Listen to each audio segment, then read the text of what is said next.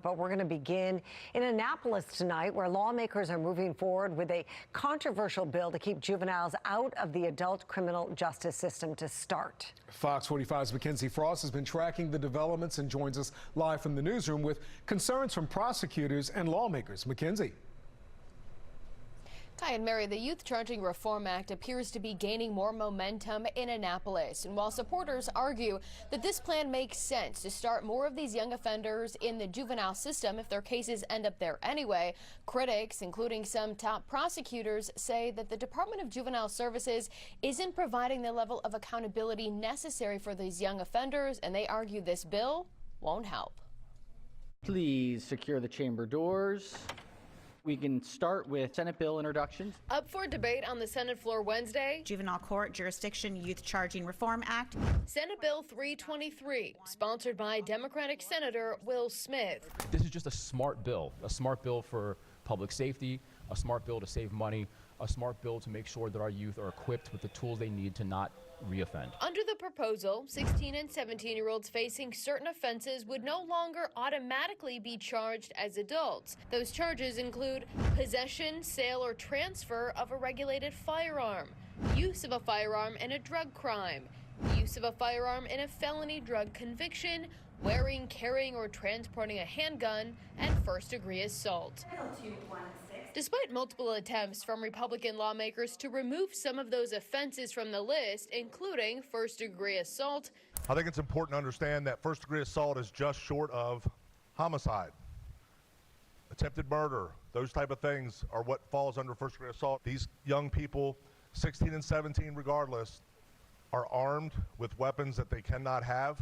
Firearms, pistols. The Senate gave its initial approval of the plan without changes. Senate Bill 323 is hereby ordered printed for third reading. Children have to understand that there are consequences to their actions. 4 states' attorneys from around Maryland, including Baltimore City, Anne Arundel County, Montgomery, and Prince George's counties, argue the legislation is misguided. It's going to be a dangerous situation for everybody who lives in your community. So, I mean, public safety is something we don't hear any conversation about in the discussion of this bill. The top prosecutors say the Department of Juvenile Services is not equipped with the necessary programs and services to actually rehabilitate young offenders. If you're going to put more increasingly violent offenders with guns and robberies and in the juvenile system, do we have a Patuxent-like program with that kind of long-term intense therapy for 16 and 17-year-olds? Something some lawmakers even acknowledge. But are they getting the services and programming that they're supposed to be getting? Because